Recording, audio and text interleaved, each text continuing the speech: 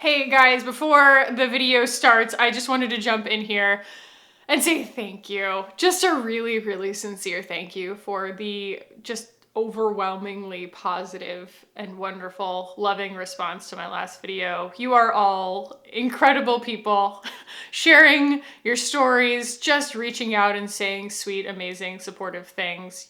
All of the people in your lives are lucky to have you. I am lucky to have you. I am so grateful for this community every day, but especially thankful for that one. So I'm doing a lot better. I haven't cried at all today, so I'm not gonna do it now. But thank you guys. I just wanted to get on here and say how grateful I am for you guys. So on to the video.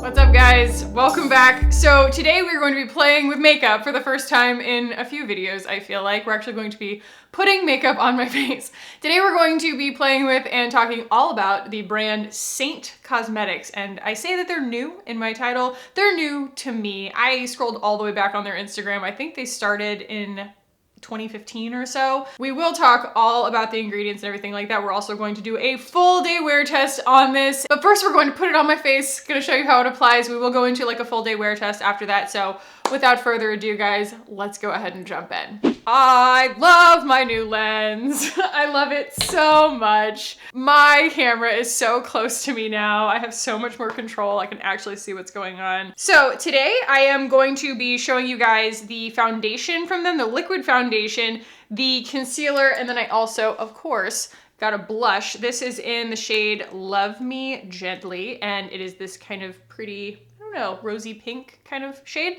They do have a lot of other stuff, but it is also not inexpensive. Again, we'll kind of touch on price later.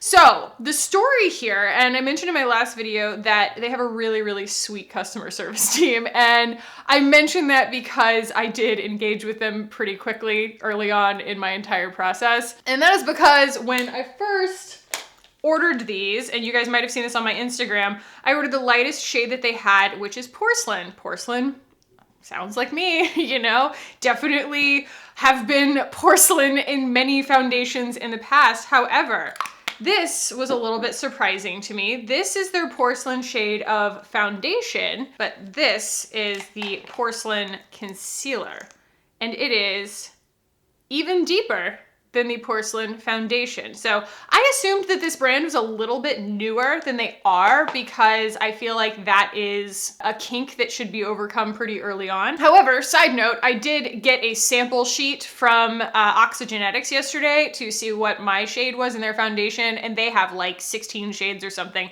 none light enough for me. So part of the whole embracing my paleness journey has also involved finding that there are so many lines that don't have a shade for me. But anyway, I emailed them and I was like, hey guys, like, can I return this? This is obviously not going to work and this was not inexpensive. And they said, can we send you the new shade Alabaster in the foundation and concealer? And it's not on the website yet. And I was like, yes, of course you can. So here you can see the porcelain shades right here in the foundation and concealer. And then you have the foundation and concealer in Alabaster, and they are just really very, very different. So I do find that even though these two shades are very similar, the concealer and the foundation in Alabaster, that it's okay because I tend to have to mix the two foundation shades together to really nail a match for me. So that's what we're gonna do here today. It is going to be mostly Alabaster. I've tried this with a few different primers and I really find that it doesn't necessarily need one, but the main thing that I would encourage you to concentrate on if you do decide to try this is just not putting too much on. As soon as I start touching my face, I like can't make words anymore. Hold please.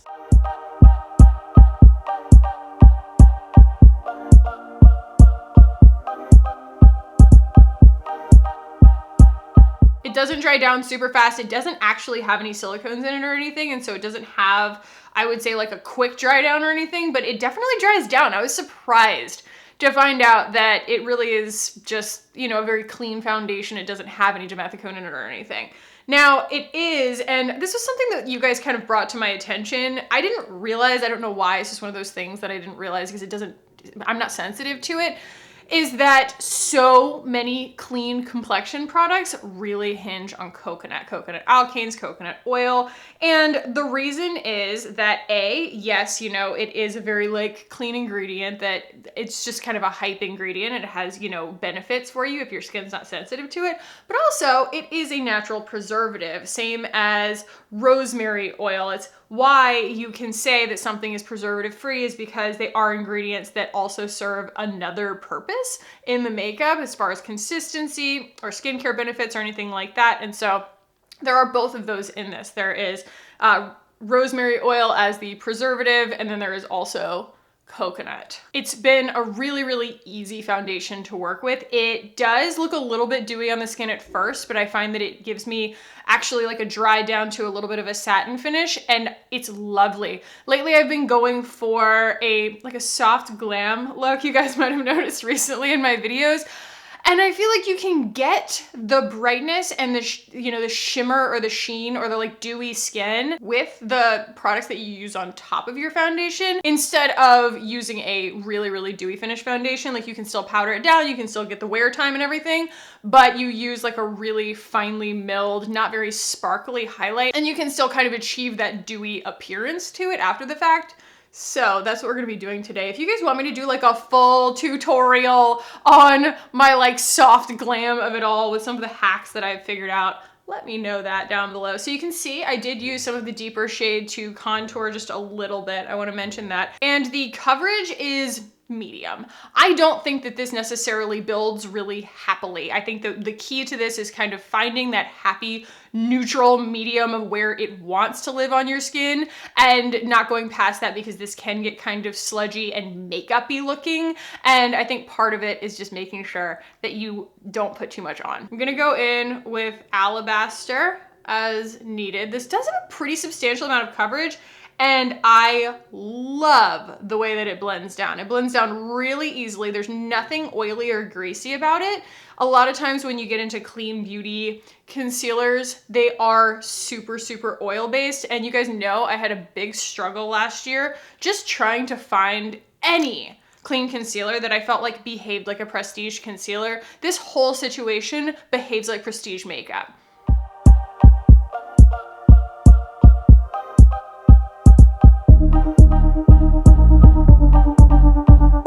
Feel the Beauty Blender kind of start to grab a little bit because it does dry down on its own.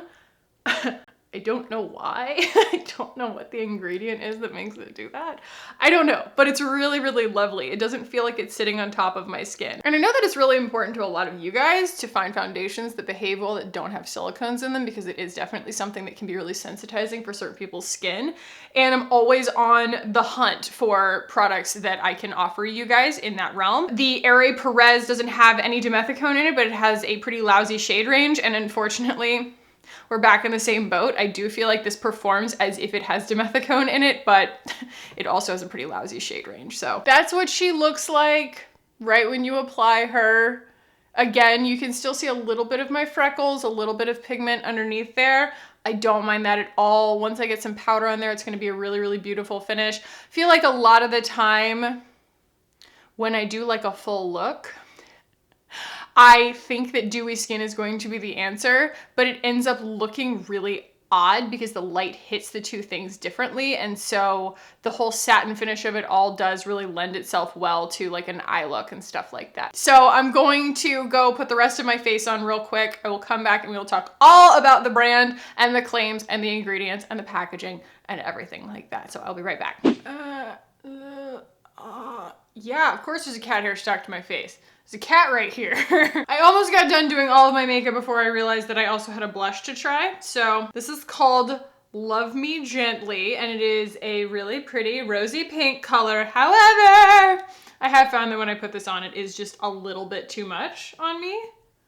So I'm gonna just kind of use it as a little pop. I do like the formula, but I think I picked the wrong color. It's just more of a shade for brunettes, you know?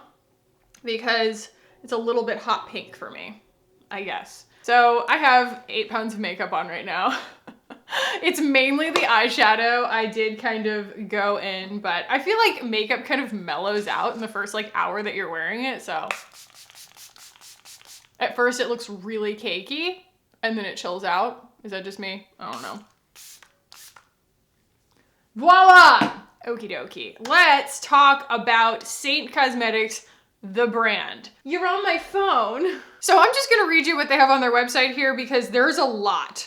When you use our products on your skin, you can rest assured that you are applying non-toxic makeup formulated with 100% natural, high-performing plant-based ingredients, so vegan, rich in pigments that double up as skincare makeup. What does this mean for your skin? It means that not only will our products enhance your best features and seamlessly conceal any imperfections, our antioxidant-rich, anti-aging ingredients will work their magic on your skin all day long, helping to balance hydration for a perfectly dewy complexion while brightening the skin. Saint sources the finest natural and organic EcoCert ingredients from North America. Our ingredients, including all our minerals, are purified, food-grade, non-nano particles that are 100% asbestos-free. All of our ingredients, with the exception of Kakadu Plum, are sourced/made in North America from local suppliers. Each ingredient added to Saint products is carefully reviewed for its efficacy. All formulations offer specific skin enhancing advantages designed to benefit skin with Saint's formulation and are 100% free of parabens, petrochemicals, nanoparticles, sulfates, silicone,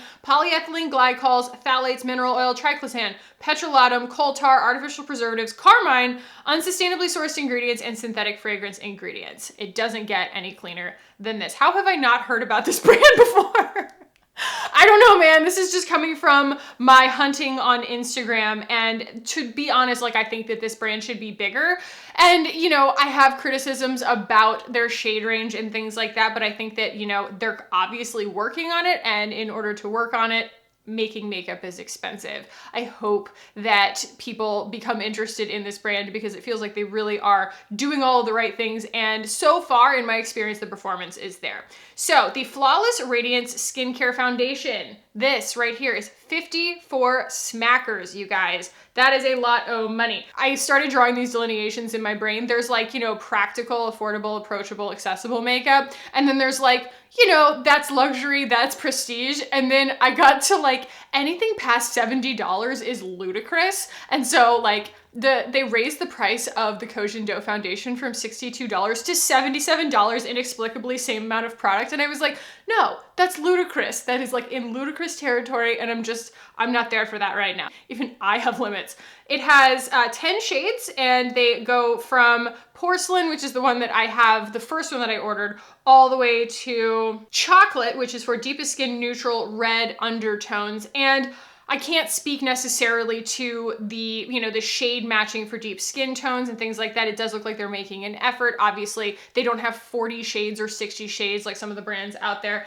And I want to say that, you know, because Alabaster is not on the website yet, I'm curious whether they're kind of filling in their whole shade range or whether this is just a one-off, but I would probably assume that that is something that they're working to expand right now. I would say that if you are my skin tone, I would email them and be like, I want to order your foundation. I saw Kaki's video, but I need it in Alabaster and it's not on the website, and just see what they say. So hopefully they're kind of, you know, ready for game time on that. Hopefully they have enough on hand to sell if you guys are also interested in it. I'm not sure. So they're calling it a luminous airbrushed finish. I think that that's pretty accurate. It is satin, but it does have a little bit of luminosity to it. So full ingredients wise, yes, they call out coconut oil, rosehip oil, and Kakadu Plum as their like call out ingredients, but the rest of it is a bunch of really healthy oils for your skin. And like I mentioned earlier, rosemary leaf extract is like their preservative. So the actual time on this, ooh, it might be on the box. Okay, 9 months on the concealer, and I'll put it on the screen what it is for the foundation, because it is important to remember that, you know, these things that don't have parabens or phenoxyethanol or any of the like lab-made synthetic preservatives in them are also going to probably expire more quickly. Another kind of, I don't know, side effect of clean beauty is that yes, it does expire a little bit more quickly in a lot of cases depending on how clean the ingredients are, and you can get fungal acne, which is like a whole new issue that is introduced by the use of these products. Not to say that this is going to give you that, just be mindful of the expiration dates on those. So the concealer is $32. We have coconut oil as a big call out, olive fruit extract, sunflower oil, but mainly very, very similar. Again, rosemary leaf extract is the, sorry, did I say rosemary oil earlier? I meant rosemary leaf extract is, I believe, the preservative here, but this does have a little bit more of the like thicker oils in it and waxes and things like that. A little bit of silica in here, but again, just very, very ethically sourced, very, very pure ingredients. And then the blush is super duper simple. A lot of powder products in the clean beauty space are going to be a lot easier to be clean. And so they do have EcoCert talc, some stabilizers like Capra triglyceride and things like that. And then just some really healthy oils and rosemary leaf extract. And then you have like your iron oxides and titanium dioxide for pigment. It does come in 3 shades. I probably should have gone for the more like pink sunset, golden peach radiant finish thing that they have, but they do all look really beautiful. I would say that they're more saturated than I expected once they actually go on the skin. Like I was not expecting it to be as like bright. It doesn't look this pale on the skin. From a packaging standpoint, yes, we are in plastic, but it is not soft touch plastic. All of it is plastic though, but you do end up with like this smooth touch, which is better for the manufacturers and also for the environment for recyclability purposes. And then actually this on top right here is a sticker, which I think is really interesting. Like it looks really luxury and this is printed on the actual container, but I do find it interesting that they have a sticker on the blush. I don't know. After doing just a little bit more research, and this was the best photo that I could find. Thank you to Mom's Makeup Stash for this great photo. You can see it's the same packaging, a different logo. I'd be willing to bet that if I peeled that pretty golden white sticker off the top, this old logo would be underneath, and well, I agree with the decision. First, like, impressions of this face of makeup, I do really like the way that the foundation sits on my face. I think that it's really pretty. The concealer, I wish it gave me a little bit more coverage. I didn't put on any kind of color cancellation under my eyes. It would probably help if I had, but I feel like for the normal coat of concealer that I would typically use, this gave me about as much coverage as the foundation did. It didn't feel like a highly concentrated, creamy concealer as much as the foundation feels like a good, prestige, high quality foundation. And the blush, I really like the formula, like I said, but I think I chose the wrong shade. I don't think it's necessarily super true to color in the sense of it's actually more saturated on the skin than it looks in the pan. So do with that what you will. I don't necessarily think that's a drawback for a lot of people unless you're like crazy pale like I am. So we are going to jump into the wear test. I'm going to wear this for the rest of my day. If you're interested in the other items that I put on my face, I will list them all below so that you can see like eyeshadow and everything like that. It is a really beautiful day outside. I don't necessarily think this is going to be like a really big challenge, but we will see how she does. So I will see you guys at the end of my day. Wow. Hey, hi. It is the end of my day and I have some thoughts and they are pleasant thoughts. All I did was complain at the end of 2019 that all of the clean foundations just basically made me believe that it wasn't possible that any of them could just perform really outstandingly and like actually impress me and that I would actually feel comfortable endorsing it and saying like, yes, spend your money on this. Like, I did say that it was 60 degrees today, and so that's not necessarily the most challenging wear test in the world. I totally understand that. I did, however, go and like walk my dog. I went out and about. I have in the past gotten a little bit greasy wearing this, but A, put way too much on the first time that I tried it, and that's why I caution you against that. B, I think most people could get around that even if you are prone to a little bit of oiliness, if you want to wear like a mattifying primer or a smoothing primer or anything like that, because you know, we aren't getting, because there are no silicones in it, it doesn't have kind of a self-leveling thing to it as much. And so you can see in the close-ups when I first put it on, there was some porridge, you know, you can, porridge.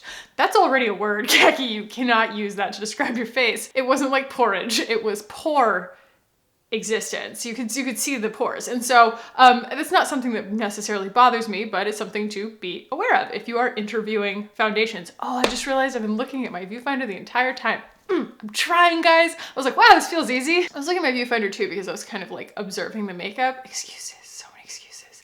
So anyway, yes, the makeup stayed really, really true to color on my face on top of it as well. And I didn't get any, I don't have any discomfort. I don't have any of that like annoying, icky oiliness of it like crawling off my face. And they do say on the website that this is meant to be able to be like long wearing in all conditions. So far, everything that they have claimed has been true as far as the finish of it, the performance of it, and everything for me. The only thing that I would have to kind of work with is just making sure that I get color cancellation right underneath the concealer, because it isn't as like wha-bam, like just completely cancel everything out as some other concealers that I am used to. But I do still think that they are beautiful, and you cannot ignore the integrity of the ingredients on this product. Like that part makes my job easy. So many of these products that are coconut oil based, which I didn't finish that thought earlier. My thought when I was talking about how a lot of these things, I never realized how they're like all coconut based, is that that's another reason I'm gonna be kind of broadening my scope on my channel a little bit, is to give people some more things that aren't necessarily coconut based, because it doesn't work for everyone. My nose is running. But in this case, this is coconut based and works perfectly on my skin. I just think that this is lovely. It's one of those foundations that I'm actually like looking forward to wearing again, you know?